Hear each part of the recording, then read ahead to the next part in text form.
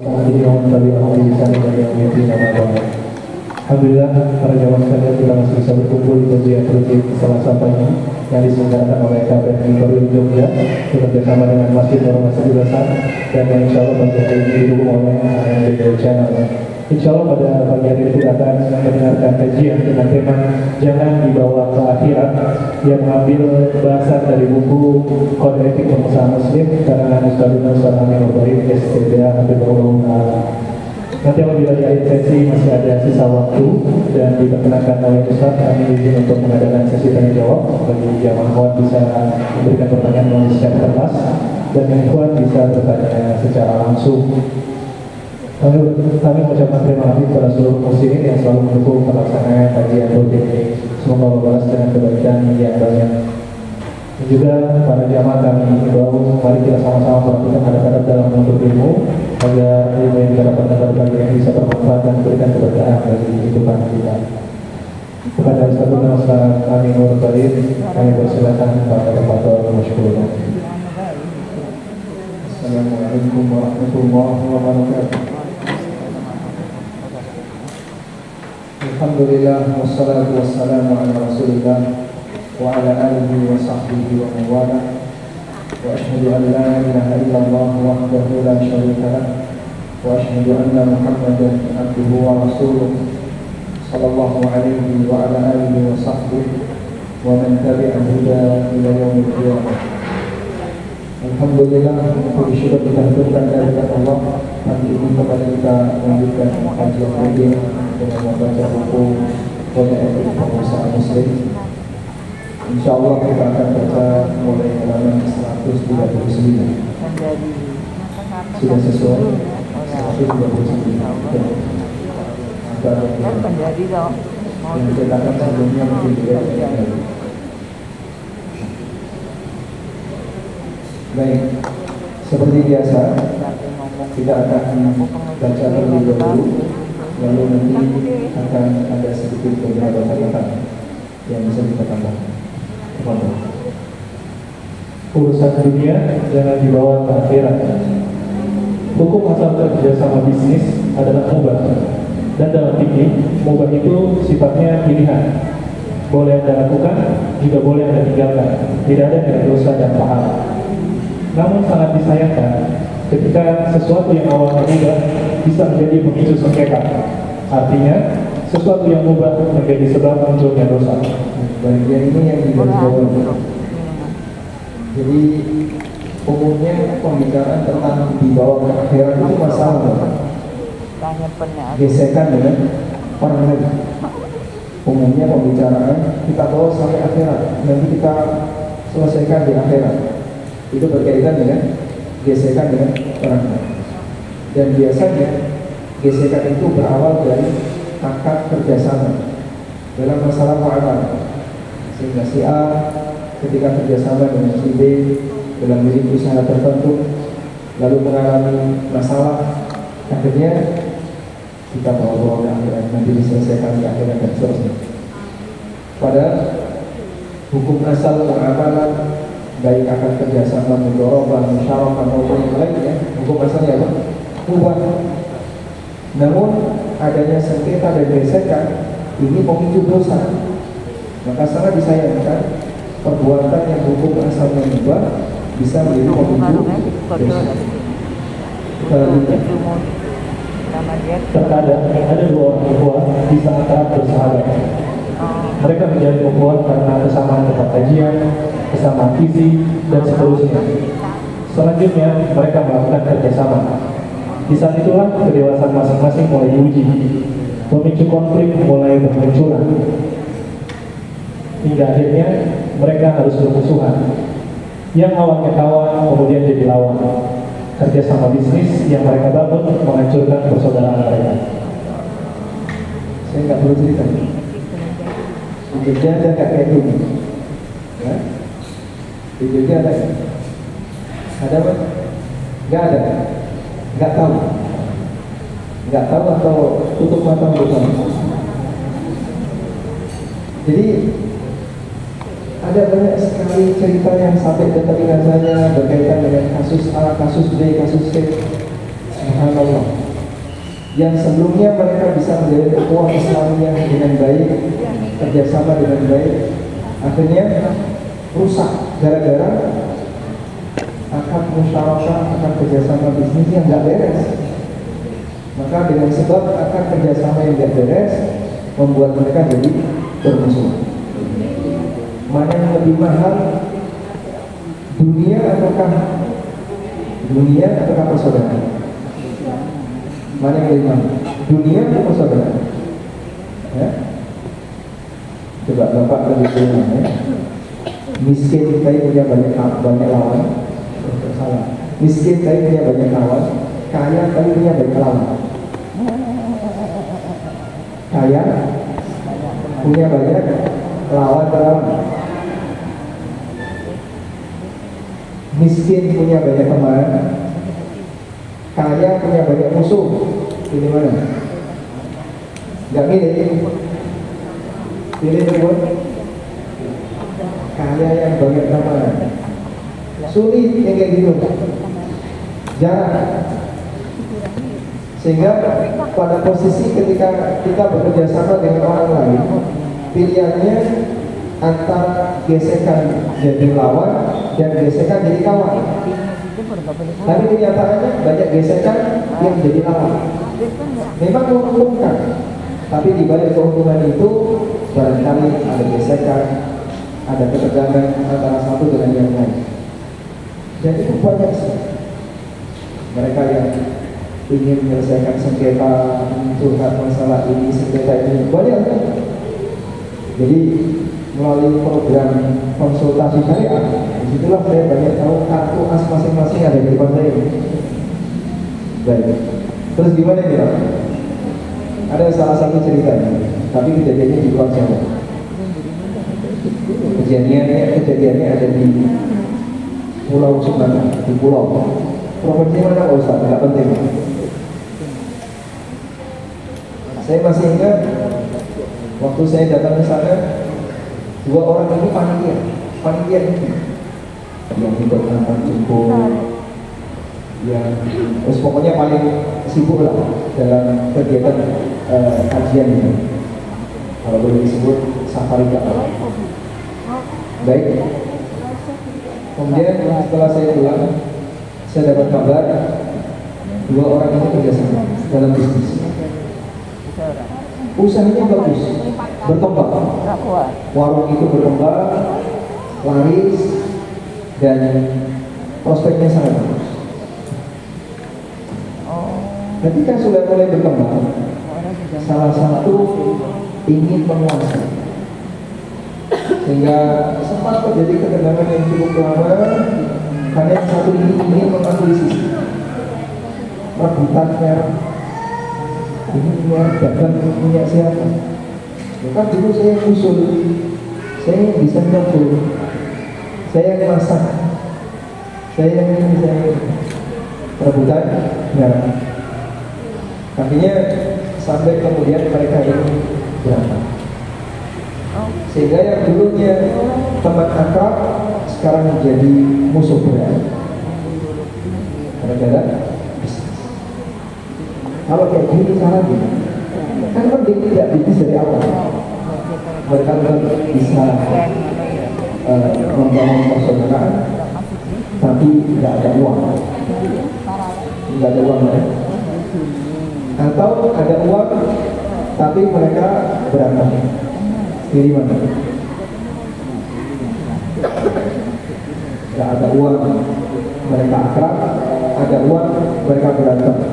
Bapak pilih mana? Ya? Yang akrab saja, walaupun banyak utang, agar hatinya tenang. Ini jawaban yang usianya 60 ke atas. Ya sobi kan? 67. Karena beliau itu tenang ya.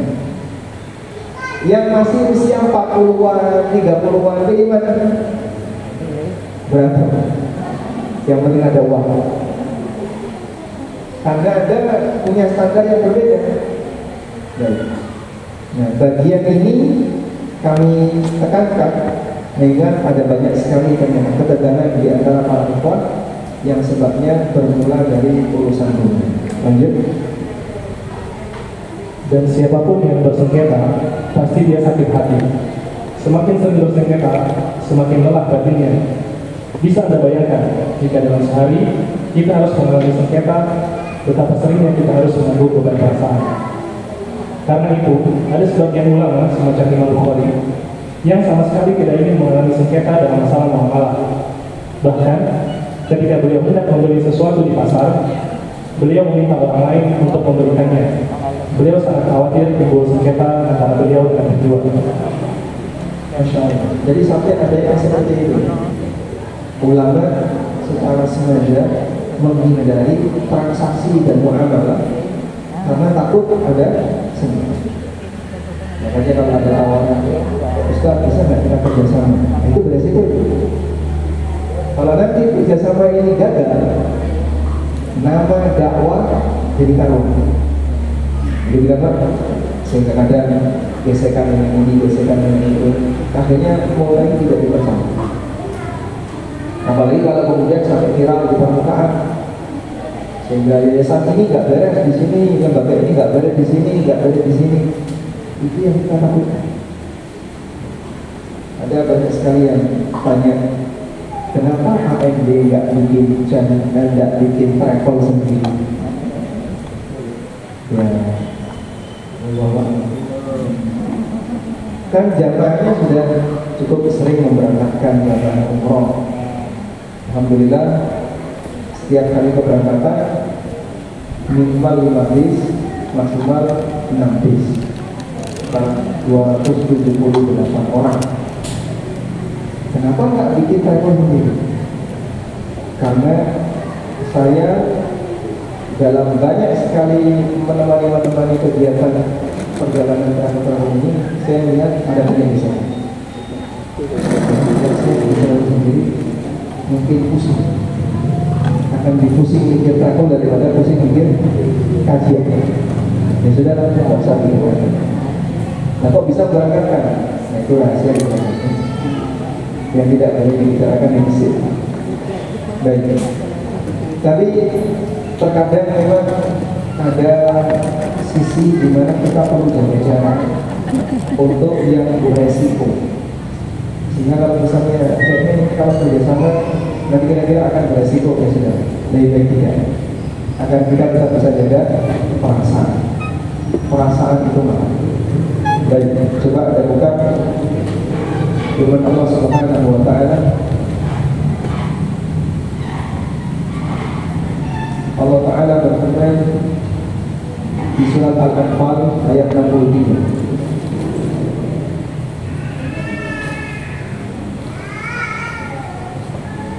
Ketemu?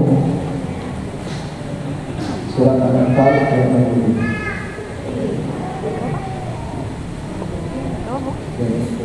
Bisa nggak tahu sebutkan ini? Mau dibacakan Al-Anfal ayat 63.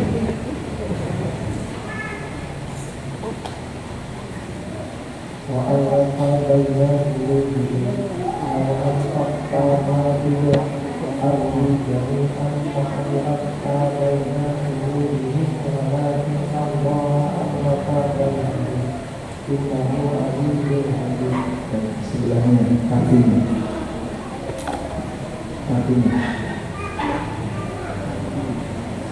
Dan dialah Allah yang mempersatukan hati mereka. Dialah Allah yang mempersatukan hati mereka. Walaupun kamu menginfakkan semua kekayaan yang berada di bumi, Masya Allah. Andai kau menginfakkan semua kekayaanmu yang ada di muka bumi, niscaya kamu tidak dapat mempersatukan hati mereka. Kau tidak akan mampu mempersatukan hati mereka. Tetapi Allah telah mempersatukan hati mereka. Tapi Allah lah yang mempersatukan hati mereka. Jadi kira-kira berapa nilai persatuan hati? Berapa harga dari persatuan hati? Hah? Harganya berapa? Yang kata Allah di sini, "Lau anfaqta ma fil ardi jami'an." Andaikan kau menginfakkan seluruh hartamu di muka bumi, maka Allah baina qulubi. kau tidak akan mampu untuk mempersatukan hatimu.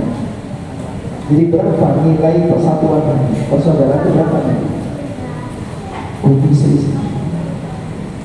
Baik, coba Bapak lihat kekayaan di muka bumi ini yang paling kaya itu apa? Yang paling besar nilainya. Sebutkan kekayaan di muka bumi ini yang paling mahal nilainya. Yang Bapak tahu. Kekayaan di muka bumi, materi yang paling mahal. Ini Pak, paling mahal. Apa itu? Tambang minyak. Aramco. Berapa valuasi Aramco? Oh, ada yang lebih mahal lagi. Perusahaannya siapa yang paling mahal ini? Tesla. Perusahaannya Elon Musk. Elon Musk bisa bikin perusahaan dengan nilai valuasi yang lebih tinggi daripada punyanya Aramco. Oh, ada yang lebih tinggi lagi. Perusahaannya Microsoft. Lebih tinggi lagi.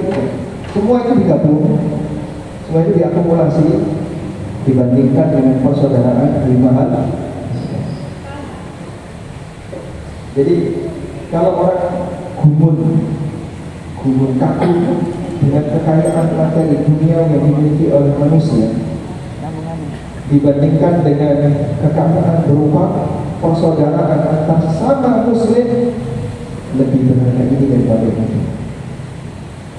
Karena itu ada sebuah riwayat dari Abdah bin Abi Lubabah. Saya bacakan.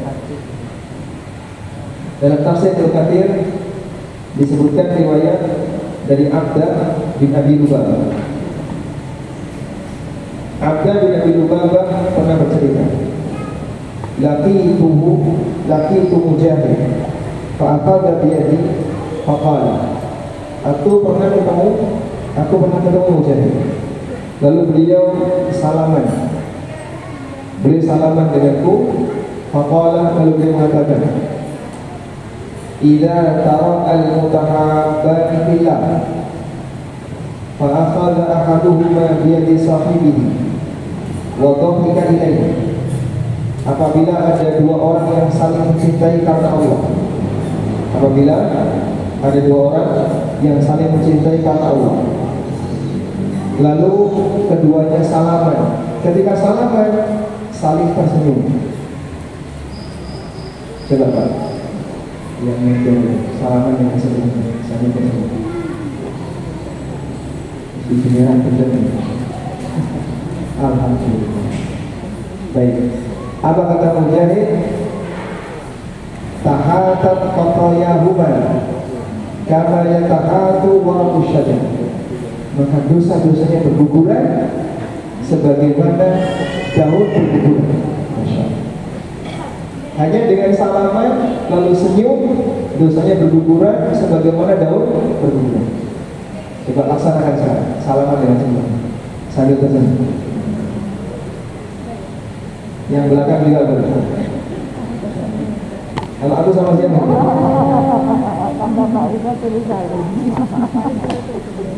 Apa yang Anda rasakan?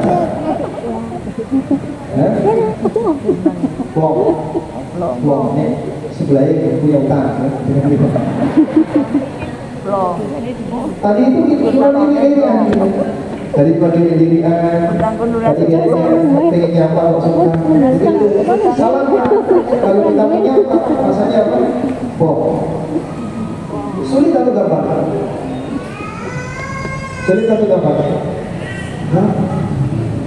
Betapa mudahnya untuk melakukan seperti ini, betapa gampangnya orang melakukan seperti ini. Maka Abdah langsung komentar. Apa kata Abdah? Inna hadalah yasir. Kok gampang banget. Dosa bisa berguguran hanya dengan cara seperti itu. Kok gampang banget sekali.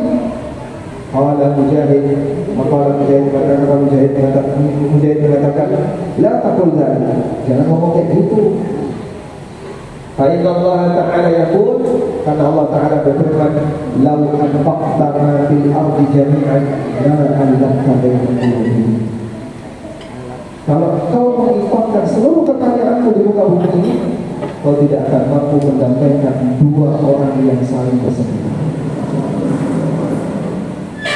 Sehingga nilai dari persaudaraan itu, nilai dari kehangatan ketika berkomunikasi, ada merasa nyaman dengan sebelahnya, akrab dengan sebelahnya, nilainya 5 daripada dunia sisi. Apa kata Abdan? Fa'arafu annahu aqamu minni. Dari sini aku menyadari Mujahid lebih pintar daripada aku. Mujahid bin Jabir muridnya Ibnu Abbas. Dari sini aku memahami Mujahid bin Jabir lebih berilmu daripada aku. Masya Allah. Makanya kalau ada usaha, berapa sih nilainya? Nah, itu banyak ya Pak. Berapa? 200 juta. 200 juta. Dibandingkan dunia seisinya, hanya debu yang gak kelihatan. Baru angka 200 juta ya. 200 miliar Pak. Nah, itu debu yang gak kelihatan juga. 200 triliun Zimbabwe sama. Jadi dengan angka-angka berapapun dibandingkan dengan persaudaraan lebih bernilai persaudaraan. Baik, maka dari sinilah hargai yang namanya persaudaraan, sebab ukhuwah itu harganya mahal. Ukhuwah harganya mahal. Sesuatu yang kadang kita sepelekan, padahal itu harganya mahal. Makanya ya, kita sama orang kan ada 3 pilihan ya. Cinta, benci, kosong, hamba. Cinta, benci, hamba. Kalau Anda ketemu dengan orang yang tidak Anda kenal, sama sekali tidak Anda kenal, apa respon Anda? Biasa, hamba dia kosong. Kalau Anda ketemu dengan orang yang Anda kenal, apa respon batin Anda? Ada 2, cinta dan benci. Ini ya, antara senang, cinta, saya senang sama dia, ketemu dia itu rasanya nyaman. Atau yang kedua, rasanya nggak nyaman, benci. Baik. Dari 2 ini, mana yang sebaiknya diungkapkan? Kalau kamu jadi orang yang jelas ya, jelas posisi, senang-senang, senang. Mana dari 2 ini yang sebaiknya diungkapkan? Mana dari 2 ini yang sebaiknya diungkapkan? Cinta atau benci? Dalam rangka untuk membangun posisi ini, biar posisi kamu ada di mana? Lihat, mana dari 2 ini yang harus kita ungkapkan? Cinta. Kalau benci, perlu nggak diungkapkan? Mas, sampaikan ke sebelah. Aku benci kamu. Perlu nggak kita ngomong kayak gitu? Maka mencintai dianjurkan untuk dinyatakan, kalau membenci dianjurkan untuk merasa. Karena suatu ketika ada seorang sahabat yang sedang duduk bersama Rasulullah SAW. Lalu tiba-tiba ada sahabat si A lewat.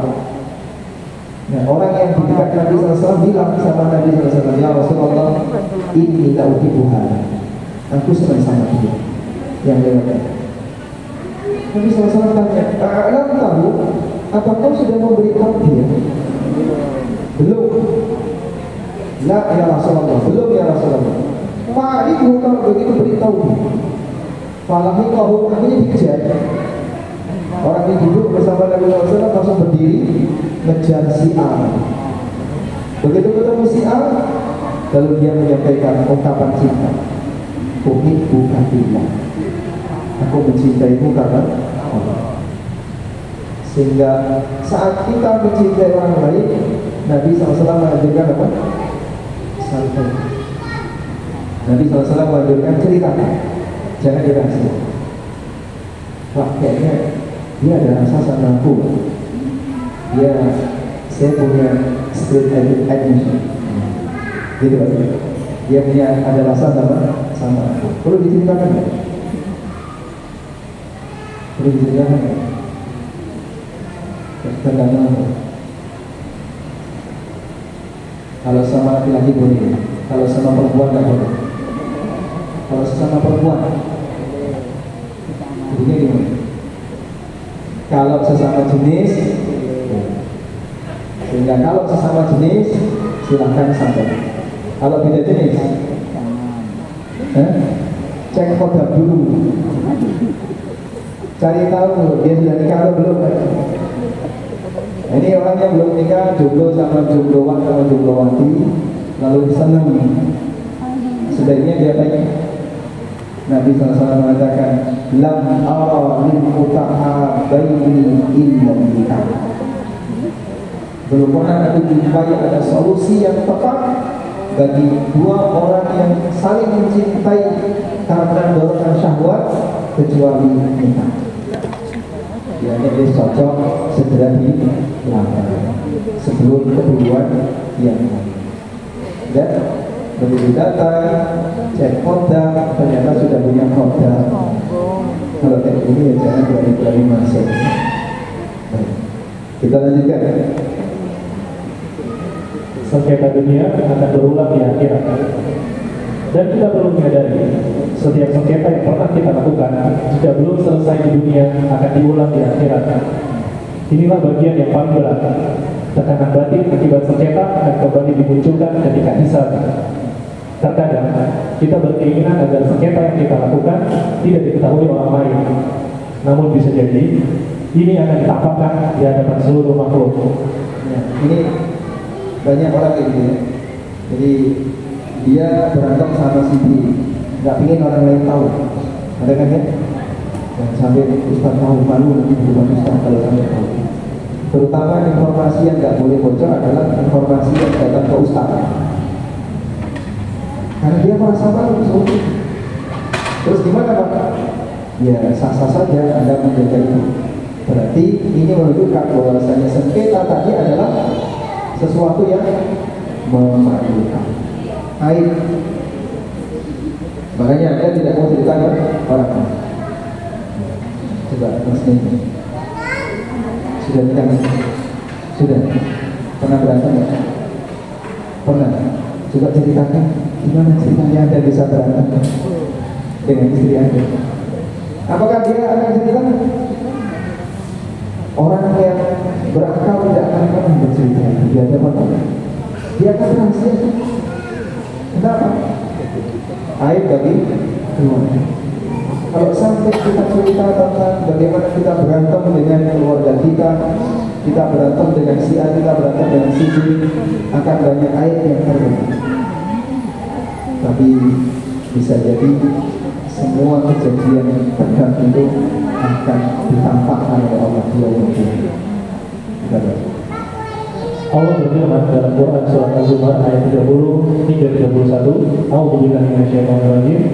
Innaka mayyitun wa innahum mayyitun. Tsumma innakum yawmal qiyamati 'inda rabbikum takhtasimun. Yang artinya, kamu akan mati dan mereka akan mati. Kemudian kalian akan berdebat di sisi Rabb kalian pada hari kiamat. Ketika menafsirkan ayat ini, Ibnu Katsir mengatakan, ayat ini meskipun konteksnya tentang orang mukmin dan orang kafir serta mengingatkan tentang perdebatan antara mereka di hari kiamat, namun juga mencakup semua perilaku sengketa, namun juga mencakup semua pelaku sengketa ketika di dunia. Perdebatan antara mereka ini akan diulangi lagi di akhirat. Perdebatan dan sengketa mereka akan diulangi lagi di akhirat. Bagian ini yang perlu kita catat. Jadi yang tidak beres ketika di dunia nanti akan nyambung di kiamat. Kemudian beliau membawakan sebuah riwayat yang disebutkan oleh Ibnu Abi Hatim bahwa ketika ayat ini turun, sahabat Az-Zubair bin Awam bertanya, wahai Rasulullah, apakah sengketa yang terjadi di antara kita akan diulangi lagi di akhirat setelah terjadi di dunia ini selain beban dosa yang kita tanggung? Rasulullah SAW menjawab, betul, sungguh perselisihan kalian akan diulangi sampai semua hak dikembalikan kepada pemiliknya. Setelah itu Zubair berkomentar, jika demikian berarti peristiwanya sangat mengerikan. Hadis riwayat Ahmad dan Tirmidzi dan Sahih Al-Albani. Baik, Masya Allah. Sampai sahabat itu mengatakan, wallahi innal amra lasyadid. Innal amra lasyadid. kalau sengketa dulu di dunia diulang lagi di akhirat, sungguh demi Allah ini sangat mengerikan. Anda bisa bayangin ya, yang dulu sudah pernah berjalan berantem, perasaannya nggak nyaman, sakit hati, sehingga orang kalau sengketa menang kalah sakit hati nggak? Menang maupun kalah sakit hati, sakit hati. Karena kalau gesekan itu panas, gesekan pasti menimbulkan panas, sehingga baik menang maupun kalah orang itu akan sakit hati. Maka makin banyak sengketa, baginya jadi gampang capek dan lelah. Gesekan yang ini, gesekan yang ini, gesekan yang ini, gesekan yang ini. Makanya kadang saya berpikir ada pekerjaan tapi selalu sengketa, yang ngurus sengketa terus. Itu kira-kira gitu. Pekerjaan tapi isinya cuma ngurus sengketa terus. Isinya cuma emosi tiap hari. Dia akan selalu emosi tiap hari. Contohnya, pengacara, pemirsa yang jawab pesan saya. Jadi contohnya pengacara di sini sengketa, di sini sengketa. Karena pengacara pasti akan lawan pengacara. Nah, dalam posisi itu, ketika orang tiap hari sengketa, mungkin dia menang, mungkin dia kalah, mungkin dia dapat, mungkin dia nggak dapat. Tapi apapun itu, dia pasti capek. Hatinya capek. Kita lanjutkan. Karena itu, wajar jika Nabi SAW menyebut salah satu orang yang jelek di sisi Allah adalah orang yang hobi berkonflik dan paling awam ketika bersengketa. Rasulullah SAW bersabda, yang artinya orang yang paling Allah benci adalah orang yang sulit ketika bersengketa. Hadis riwayat Muslim. Dalam riwayat lain, kita diingatkan, cukuplah kamu dianggap melakukan dosa ketika kamu selalu melakukan sengketa. Hadis riwayat Tirmidzi 198 dan seterusnya. Baik. Bisa jadi saat kita bersengketa, kita belum tentu salah. Namun di sini dinyatakan, kafa bika ithman alla tazal muqasiman. Kafa bika ithman alla tazal muqasiman. Cukuplah kamu disebut orang yang berdosa apabila kau sering bersengketa. Dengan di sini gesekan, di sini gesekan, pasti dia akan bersengketa. Walaupun bisa jadi, tapi kan saya di posisi yang benar. Ya, kau mungkin bisa berada di posisi yang benar. Tapi dalam sengketamu, saat pembalasan yang kau lakukan saat ini akan ada sisi yang tidak benar yang kau lakukan. Maka betapa capeknya seorang hamba yang dia gampang bersengketa karena dia akan berhadapan dengan banyak sekali tuntutan dari orang lain. Imam Asy-Syafi'i rahimahullah pernah mengatakan, kata Imam Asy-Syafi'i di buku nggak ada ya, bi'saz-zad ilal ma'ad al-udwan 'ala al-ibad. Sejelek-jelek bekal menuju akhirat adalah bermusuhan dengan teman akrab. Sejelek-jelek bekal menuju akhirat adalah bermusuhan dengan anggota masyarakat.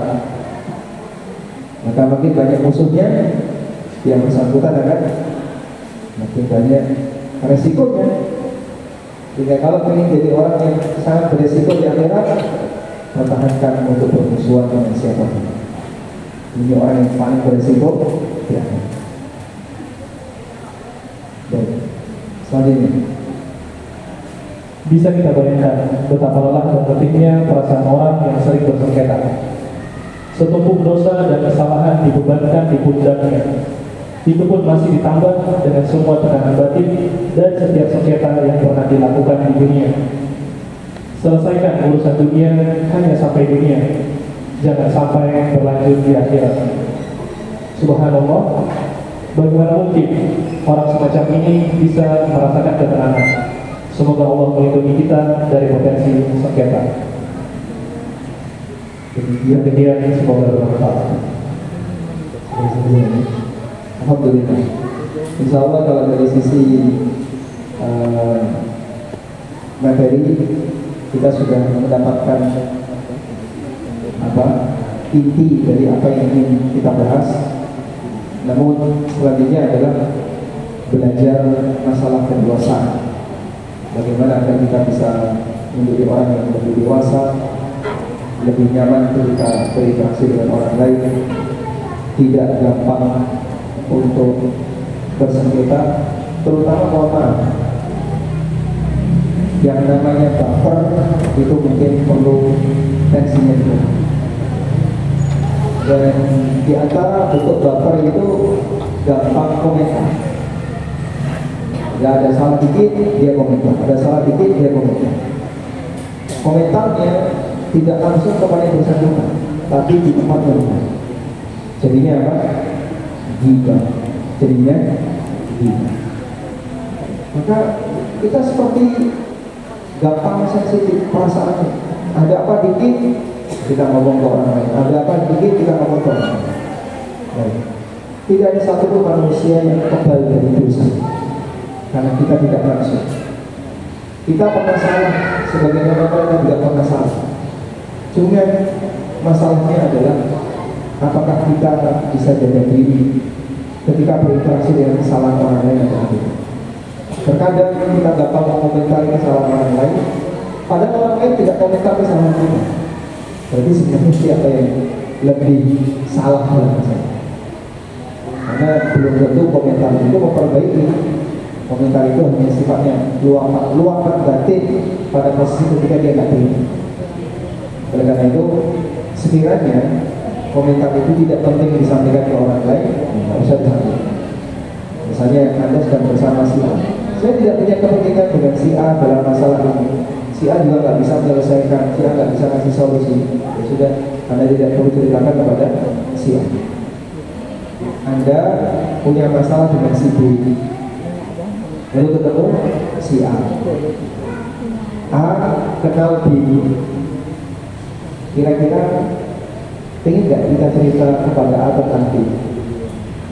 Syahwat itu muncul hingga dia mendesak. Ayo cerita. Boleh nggak kita ceritakan masalah kita dengan B kepada A? Boleh atau tidak? Boleh? Nggak boleh? Ya tergantung. Kalau A ini punya kepentingan dengan B atau bisa kasih solusi terhadap B, silahkan kita cerita. Sehingga A nanti kasih saran. Oh iya, yang kayak gitu caranya kayak gitu, caranya kayak gini. Alhamdulillah ada sisi manfaat yang bisa diberikan. Tapi kalau hanya sebatas cerita saja tanpa ada hasil apapun, berarti masuk kategori ghibah dan ini bisa besar. Wallahu a'lam.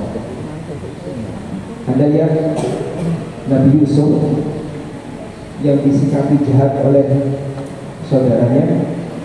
Setelah beliau ketemu dengan bapaknya, Yusuf tidak pernah cerita tentang kejadian beliau bersama saudara.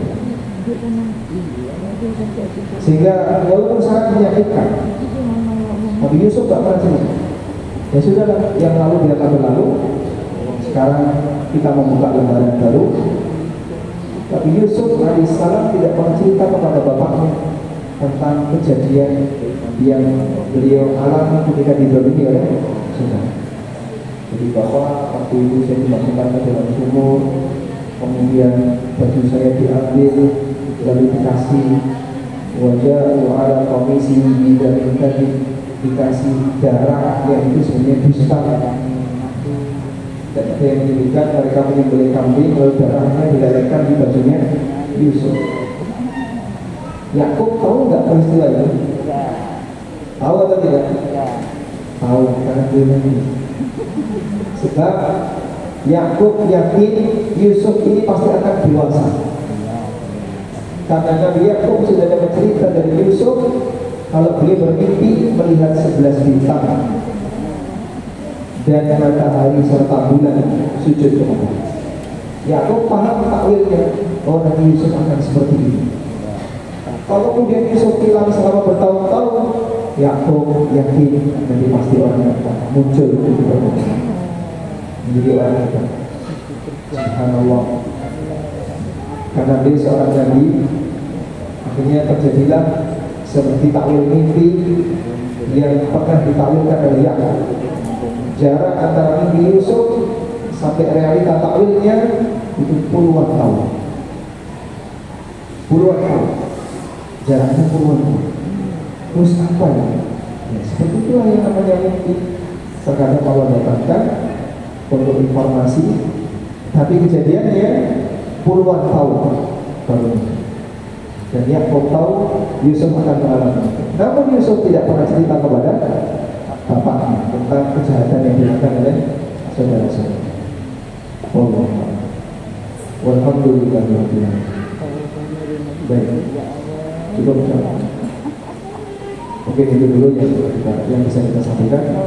Semoga apa yang kita bahas ini bermanfaat. Wassalamualaikum warahmatullahi wabarakatuh. Jazakumullah khairan atas penjelasannya.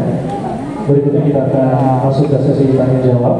Namun sebelum kita melaksanakan sesi tanya jawab, kami himbau kepada para jamaah yang di sebelahnya ada kotak infak, mohon bantuannya untuk bisa diberikan ke jamaah di sebelahnya. Sekali lagi kami persilakan kepada para jamaah awal bisa bertanya melalui kertas dan ikhwan bisa bertanya langsung.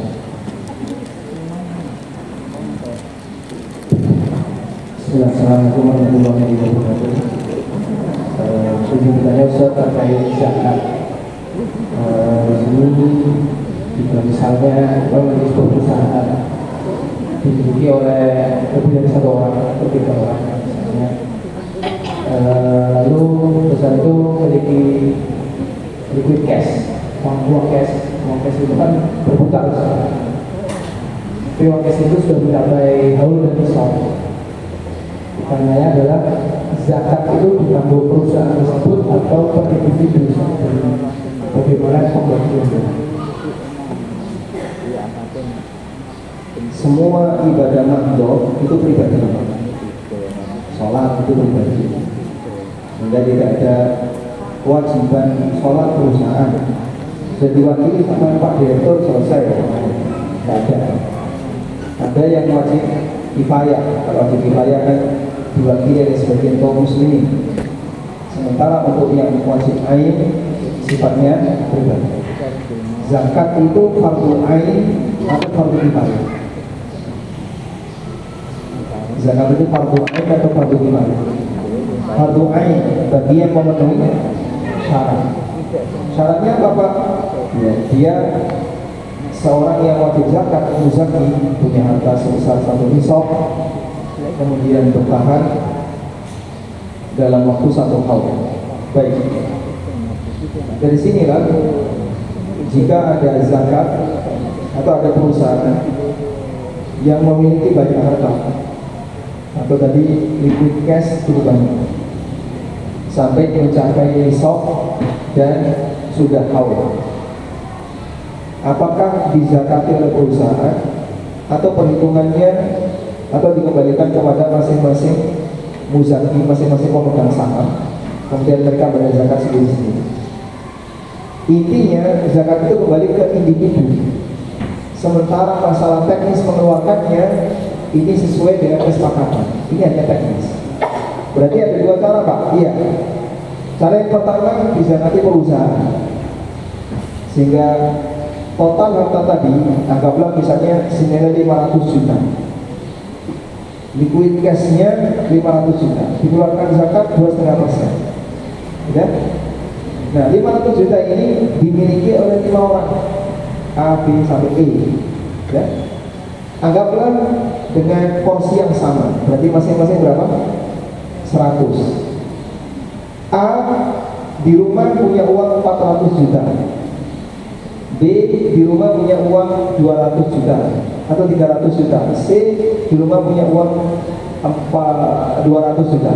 Anggaplah semuanya 200 juta. C, D, E 200 juta. Ya. Berarti gimana Pak? Maka nanti di rumah si A cukup bayarkan zakat yang di rumahnya, karena yang di perusahaan tadi sudah dibayarkan zakat. B juga sama, dia juga membayarkan zakat uang yang di rumahnya. C, D, E juga sama. Ini teknis yang pertama. Bisa dipahami tak? Nah. Teknis yang kedua, uang itu dikembalikan kepada kelima orang tadi. Setelah itu masing-masing terserah mau bayar zakat kapan, karena itu urusan pribadi masing-masing. Ya? Selanjutnya gimana Pak? Kalau perusahaan ini masih butuh lagi, uang tadi ditaruh di perusahaan. Atau cukup dengan angka perhitungan saja. Si A uang di perusahaannya 100 juta, ditulis duit cash saya 100 juta, ditambah cincin, gelang, kalung, emas batangan, tambah ini, lalu tambah tabungan, kripto juga ada di total 500 juta. Maka A zakat 2,5 dari 500 juta. Nanti B hitung sendiri, C hitung sendiri, bisa. Begitu? Sehingga yang dihitung nilai dari saham dia di perusahaan itu kemudian diakumulasi dengan harta-harta yang lain. Wallahu a'lam.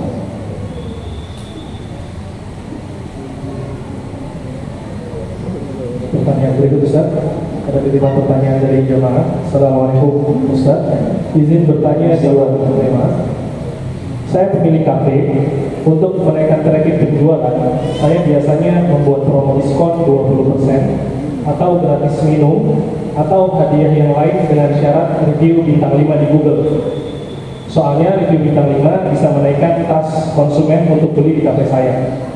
Walaupun terkadang review itu tidak sesuai dengan kenyataan. Misalnya, masakan yang enak sekali, tempat super bersih, dan lain-lain. Padahal terkadang kenyataannya tidak seperti itu, hanya untuk ngejar diskonnya saja. Karena saya juga ketika review di warung orang lain hanya ngejar diskonnya, bukan karena review jujur soal rasanya, pelayanannya, dan lain-lain. Apa hukum saya sebagai penjual menggunakan cara seperti ini Ustaz? Dan apa hukum saya sebagai pembeli ketika mereview tidak jujur hanya karena mengejar diskon atau bonusnya? Agama mana yang boleh mengajarkan tidak jujur? Ada ya? Agama mana yang boleh mengajarkan tidak jujur? Ada Pak? Apa itu? Syiah. Oh iya. Kecuali Syiah ya. Si B, C, D, E dan seterusnya sampai Z semuanya mengajarkan untuk jujur. Apalagi untuk jujur dalam kepentingan masalah ekonomi. Sehingga seharusnya seperti ini dibuat organik saja. Nah, di Indonesia bisnis organik itu susah.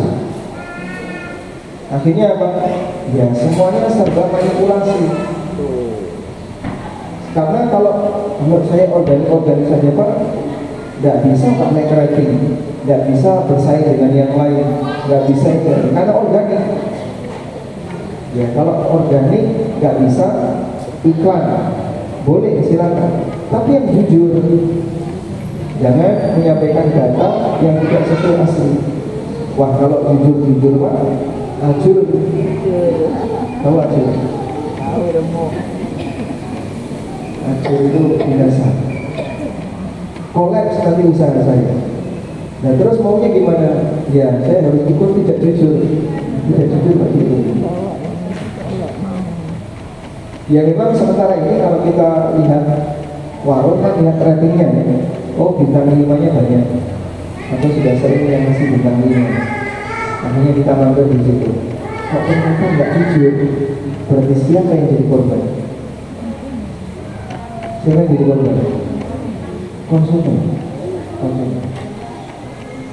Saya itu pernah mampir di sebuah warung dan qadarullah waktu itu juga membawa banyak tamu. Mengecewakannya hampir 80%. Tidak kecewanya tinggal 20%. Masya Allah, kayak gini.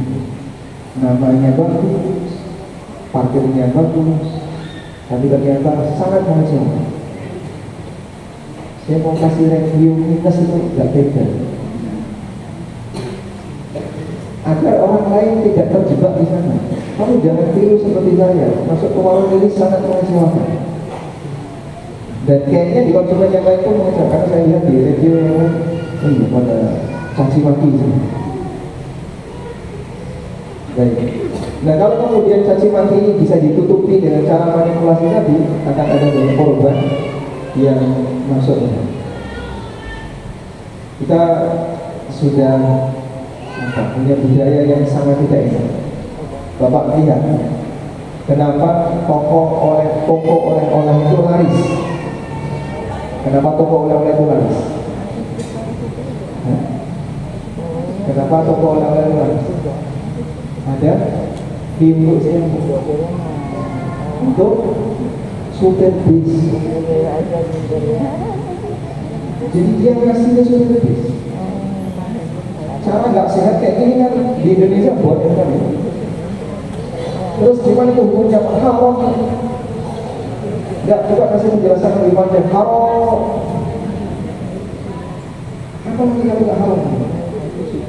Itu bisa. Dan yang jadi korban yang konsumen. Cuman kita mau ngasih nasihat kepada siapa? Maksud berbisanya juga kayak ikut ngasih. Ya barangkali mereka nonton YouTube, yang ditonton bukan nasihat kalau di YouTube. Belum lagi tokonya, peduli amat sama yang kayak gini. Yang penting pokoknya kami laris yang disogok supir bis.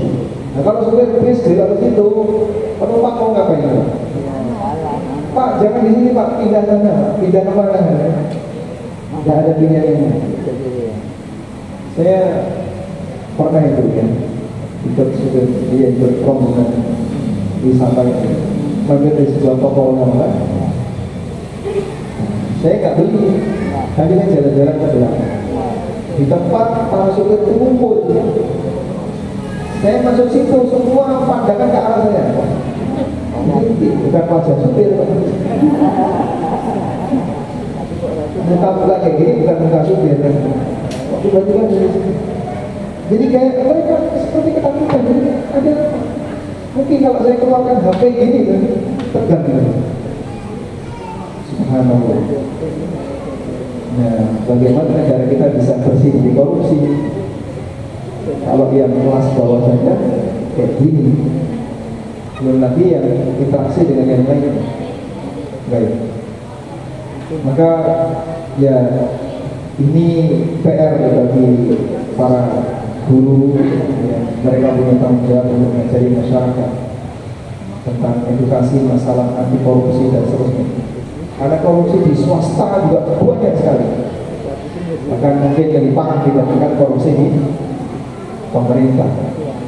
Makanya teman-teman yang kerja di bagian prosesi, di bagian pengadaan, atau di bagian gudang, atau di bagian ini, mungkin dia bisa basah, lebih basah dibandingkan bagian yang lain. Tapi itu semuanya adalah sabar. Allah.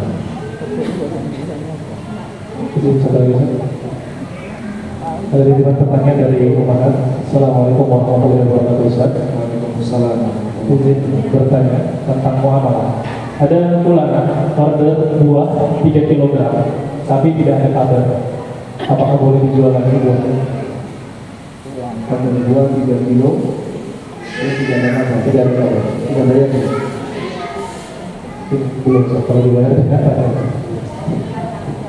Karena buah ini tidak tahan lama, sehingga kalau ditunggu sementara dia nggak ada kabar, maka Anda boleh jual ke tempat yang lain dalam rangka untuk menyelamatkan harga ini.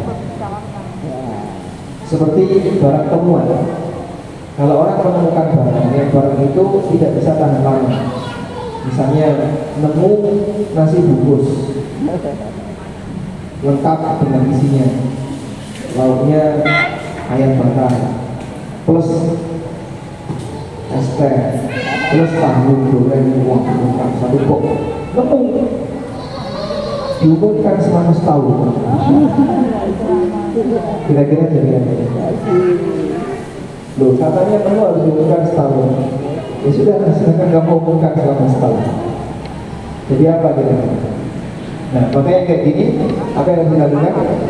Silahkan dikonsumsi, lalu Anda umumkan. Setelah ditemukan nasi box di sini lengkap dengan isi, hubungi. Nah, kalau ada yang kemudian ngaku mengklaim itu punya saya, ketinggalan di masjid, sudah saya makan. Nah terus gimana ini?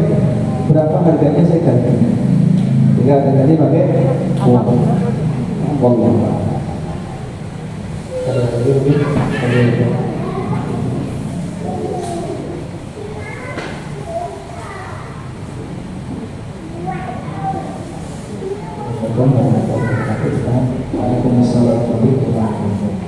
Mau menanyakan tentang waris ya. Jadi kalau misalkan waris itu menjadi sengketa bagi para ahli warisnya, itu apakah harus misalkan tidak terdapat kesepakatan gitu ya, itu apakah harus juga dengan resiko nanti hubungan silaturahmi jadi tidak baik, ataukah dihindari supaya tidak terjadi sengketa? Terima kasih Pak.